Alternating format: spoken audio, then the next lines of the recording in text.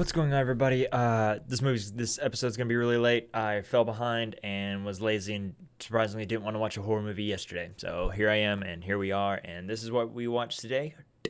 It is The Cleansing Hour. Now, this can be found on Shudder and apparently Hulu and Vudu as well. I'm not 100% sure. I know it popped up on Shudder today, so I jumped on it.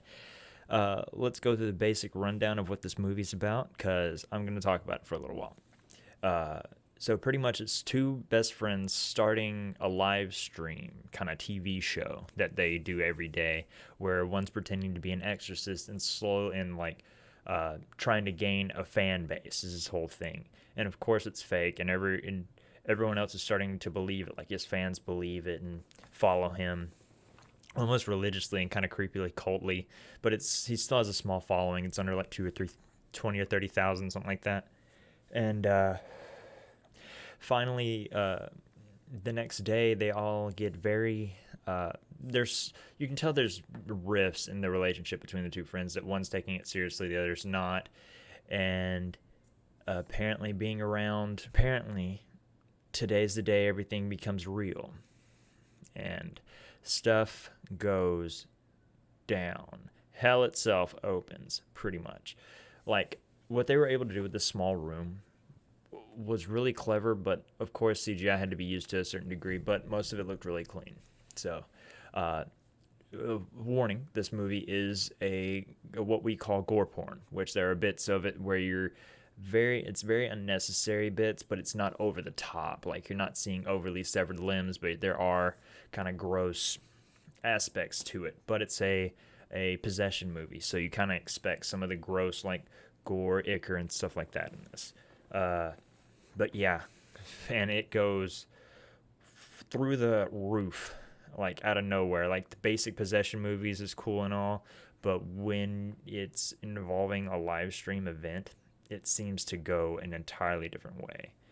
So the story on this one gets an 8. I enjoyed this story. It was really unique, and how they were able to pull it all off was really special. So we'll keep this one relatively short and quick, because I have to knock out a few more today.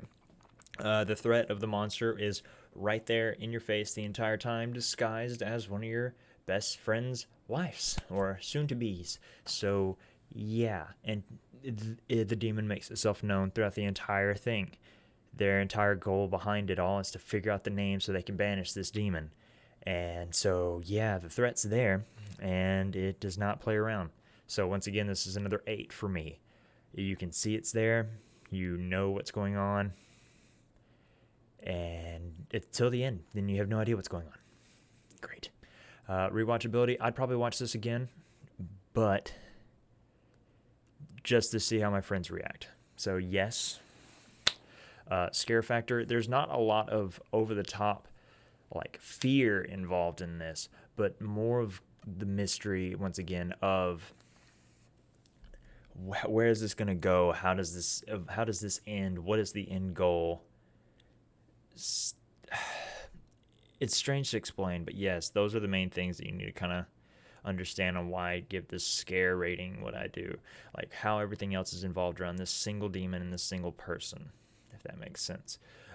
Scare, I'll give a 6. It wasn't necessarily scary, but it kept you on your toes the entire time.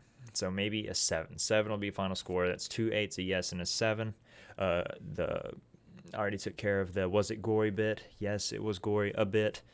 So yeah, overall score on this film is I loved everything about this film except for I like the ending of the film, but how it was shot and how it was laid out at the very end, I did not care for. So overall, this film gets a 7.8. And that was The Cleansing Hour, and that was day 9 of our 31 days of horror reviews.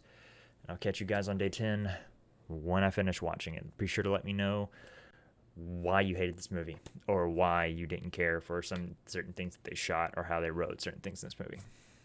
See ya. Bye.